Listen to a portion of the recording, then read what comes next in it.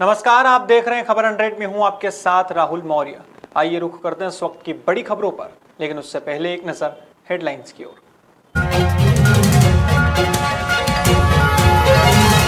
राजगढ़ में विद्युत मंडल के कर्मचारी की पिटाई, लड़की ने ताक झांक करने का लगाया आरोप। भोपाल में सुबह से हो रही तेज बारिश होने से किसान के माथे पर चिंता की लकीर है। उज्जैन में 10 बजे दुकान बंद करवाने पर हुआ लेन देन, 3 पुलिसकर्मियों को किया लाइन अटैच। उज्जैन पुलिस की जनता से अपील, कोविड के नियमों का पालन पर दिया जोर, नियम उल्लंघन पर होगी सख्त कार्रवाई। इंदौर शहर के एमजी रोड थाना क्षेत्र में एक मंदबुद्धि व्यक्ति के साथ कार चालक ने इंसानियत को शर्मसार करने वाला कृत्य किया है। वायरल वीडियो में देखा गया है कि मंदबुद्धि के साथ मारपीट की घटना घटित हुई है। अब ऐसे में पुलिस ने वैधानिक कार्यवाही की बात कही है। देखना होगा कि वीडियो वायरल होने के बाद आरोपी पिता पुत्र पर किस तरह की वैधानिक कार्यवाही की जाती है। ये जानकारी में आया कि ये जो पुल जैसे ही ख़त्म होता है हमारे थाने के सामने राजवाड़ा तरफ जो रोड जाती है, वहाँ पर एक अर्धविक्षिप्त मानसिकता का एक व्यक्ति था जो किसी कार वाले के सामने आ गया था। तो जो उतर के उन्हें थोड़ा सा उन लोग का आपस में विवाद हो गया था और जैसा कि आप लोगों ने बताया कि उसके साथ कुछ मारपीट धक्का मुक्की हुई है। तो गाड़ी का नंबर हमारे पास आ गया है, तो उसके आधार पर उनको बुलाकर और फिर उस पर अग्रिम कार्रवाई की जाएगी। और जानकारी ये भी लगी है कि 2 उसमें पिता पुत्र थे जो कोविड टेस्ट के लिए। बीते दिन इंदौर के लसूड़िया थाना क्षेत्र में एक महिला का एक्सीडेंट हुआ। इसके बाद महिला को बेहोशी की हालत में पत्रकार सनशाइन हॉस्पिटल लेकर पहुंचे। यहां महिला का उपचार किया गया, जिसके चलते महिला अब स्वस्थ है। डॉक्टरों की माने तो महिला का नाम सुमन रेड्डी है, जो सेल्बी हॉस्पिटल में नर्स हैं।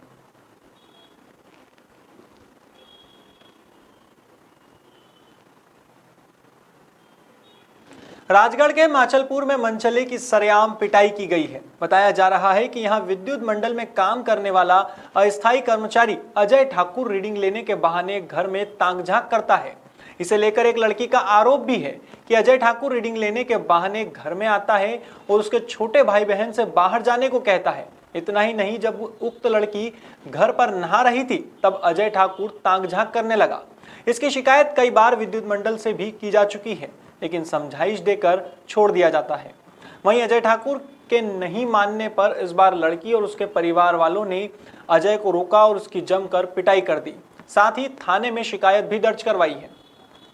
फिर बुधवार के दिन आए ये तो आके ने मेरी बेनियों को कहने लगे कि तो सब तो बाहर चल जाओ और अपन 2 मीटर चेक करना। तो सर वो छोड़ियार से नंबर मांगे तो छोड़ियार ने किया हमारे पास मोबाइल नहीं है। तो सर क्या कहने लगे कि मोबाइल सब है तुम्हारे पास का, तुम मोबाइल नहीं देना चाहती हो मेरे को और नंबर। तो सर उन दिन चल गया। फिर 2 बजे आया, क्या तुम सब बाहर निकलो, खाली मेरे को इस लड़की से काम है वे। और 2 लड़कियों को सर ने 8 दिन से परेशान करिए अन्य। और फिर आज सर मैं नहा रही थी तो सर मेरा 8 दिन तो मेरे को सर चुप चुप कर देख रहे हैं। तो सर मेरे नाती की नजर पड़ गई। तो फिर मैंने कपड़ा फेर के सर इसके फाचे पाएगी तो भाग गया। फिर मैंने मेरे अंकल को फोन लगाया। आपको पता था तो आपने पुलिस में शिकायत करी इस बात की कि आपको सबको घर से बाहर भेज के आपके साथ दुष्कर्म करने की कोशिश की आपसे? सर करी, मेरी 2 महीने के साथ छोटी ही थी सर। आपने पुलिस में कंप्लेन नहीं करी सर। मुन्ना भाई में तो मेरे काका ने की कि मुन्ना भाई है ना ऑफिस में उड़ा के इतना समझा देगा। तो सर वहाँ जाके की तो रानू की मैं समझा देना कन सर कोई ने नहीं समझा इसको।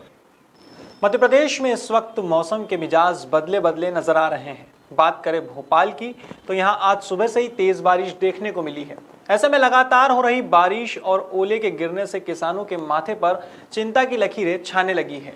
फसलों के खराब होने से किसान परेशान हो रहा है।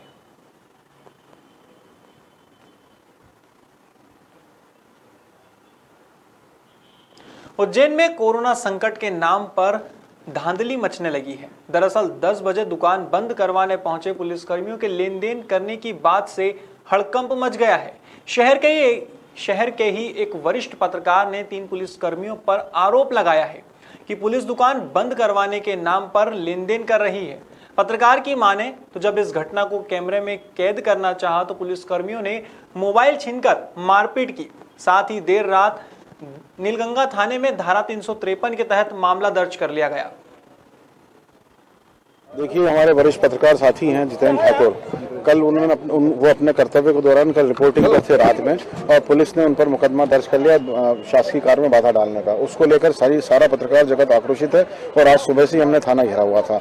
आपको बता दें कि जो है सारे पत्रकारों के आक्रोश होने के बाद पुलिस एडिशनल एसपी ने निर्णय लेते हुए और उन तीनों ही पुलिसकर्मियों को लाइन हाजिर किया है। साथ ही यहाँ पे ताकीद दी गई कि यदि किसी पत्रकार पे कोई भी अगर प्रकरण दर्ज किया था तो सबसे पहले तो या तो वरिष्ठ पत्रकारों से पूछे और वरिष्ठ पुलिसकर्मियों को भी, पुलिस के अधिकारियों को भी अवगत कराएं, उसके बाद ही किसी पत्रकार पे कार्रवाई की जा सकेगी। इस बात पर भी बात हुई है। मेरा इस विषय में कहना है कि आला अधिकारियों को निष्पक्ष जांच करना चाहिए। जिस प्रकार से 3 से 4 पुलिसकर्मियों ने शराब पी के प्रतिष्ठित पत्रकार पर हमला किया, उसको थाने पर उठा के लाए हैं, उसका मेडिकल कराया, उसको 3 तरह का प्रकरण दर्ज किया। ये पत्रकार पे चौथा स्तंभ पे हमला है सीधा और अधिकारियों से मैं मांग करता हूँ उसमें तरीके कार्रवाई होना चाहिए। 4-3 पुलिसकर्मियों को सस्पेंड करके उन पर प्रकरण दर्ज करना चाहिए और जो छोटा प्रकरण दर्ज किया गया हमारे जीतन ठाकुर जी पे, उसको खात्मा करना चाहिए। एक बदमाश से पत्रकार होने का सबूत लिया जा रहा है, क्या उचित है? ये सबसे बड़ी दुर्भावना है। मतलब क्या कहा जाए इसको कि पुलिस के पास अपना सूचना तंत्र खत्म हो गया खुद का। वो जनसंपर्क से पता कर सकते थे या जिस चैनल में जितेंद्र ठाकुर काम करते हैं वहां से पता कर सकते थे। एक किसी गुंडे से पूछ रहे हैं कि पत्रकार है नहीं है, ये पत्रकारिता सर्टिफिकेट के गुंडे का देने लग जाएंगे उज्जैन शहर में, तो हम सबके लिए भी चिंता का। इस मामले में एएसपी अमरेंद्र सिंह ने मीडिया से चर्चा के दौरान कहा कि देर रात दुकान बंद करवाने को लेकर विवाद की स्थिति उत्पन्न हुई थी, जिसमें शिकायतकर्ता के आवेदन पर प्राथमिक जांच में 3 पुलिसकर्मियों को लाइन अटैच किया गया है। जांच आगे भी जारी रहेगी, निष्पक्ष कार्यवाही की जाएगी। कल रात को 10 बजे के आसपास जब मार्केट बंद कराया जा रहा था, मार्केट बंद कराने के दौरान पुलिस पार्टी और एक कोई पत्रकार साथी थे, उनके बीच में आपस में विवाद हुआ है। विवाद के आधार पर एक कार्रवाई भी की गई थी और अभी इसमें ये आरोप लगाया है कि उसमें पुलिस जो पार्टी है उनके द्वारा दुर्व्यवहार किया गया है और आपस में विवाद हुआ है। इस पूरे घटनाक्रम का पूरी शिकायत आवेदन पत्र लिया है और पूरी निष्पक्ष न केवल प्रकरण की जांच होगी बल्कि जो शिकायत आवेदन पत्र है उसकी जांच की जाएगी। जो दोषी लोग हैं अभी उनको सभी को लाइन अटैच किया गया। किन लोगों को लाइन अटैच? इसमें एक जो सब इंस्पेक्टर और 2 जो आरक्षक है उनको लाइन अटैच किया। सर, इस केस का खात्मा भी होगा? जो पूरा केस है, केस को बहुत ही यहाँ से अलग हटा के जो निष्पक्ष फेयर इन्वेस्टिगेशन करके। हाल ही में विश्व हिंदू परिषद के राष्ट्रीय उपाध्यक्ष और राम जन्मभूमि तीर्थ क्षेत्र के मुख्य ट्रस्टी चंपत राय उज्जैन पहुंचे। यहां उन्होंने बाबा महाकाल के दर्शन किए, साथ ही कार्यकर्ताओं को संबोधित कर अपने विचार रखे। इस दौरान उन्होंने मीडिया से भी बात की। मीडिया से बात करते हुए उन्होंने बताया कि राम जन्मभूमि पर मंदिर की तैयारी बहुत अच्छी चल रही है, 3 साल में मंदिर बनकर तैयार हो जाएगा। वहीं फटी जींस के सवाल पर चंपत राय ने कहा कि भारत के किसी भी मंदिर में ड्रेस कोड नहीं है। घर में या फिर स्कूल में जब महिलाएं और बच्ची जींस पहन सकती है तो मंदिर में क्यों नहीं। और इसमें 3 तल होंगे, ग्राउंड, प्रथम, द्वितीय, पत्थरों से बनेगा। कितने समय बन जाएगा? 160 खंभों के ऊपर खड़ा होगा। धरातल से शिखर की ऊंचाई 161 फीट होगी,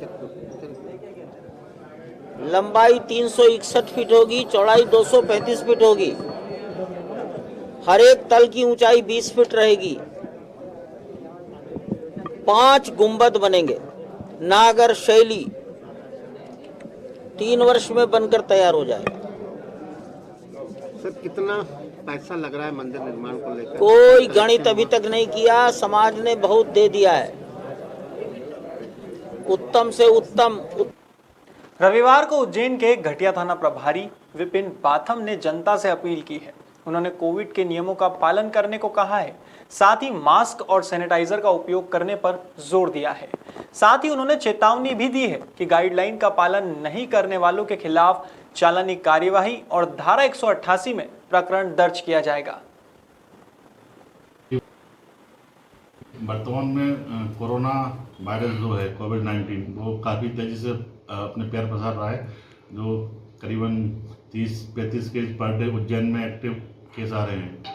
इनकी स्थिति काफ़ी खतरनाक है अभी।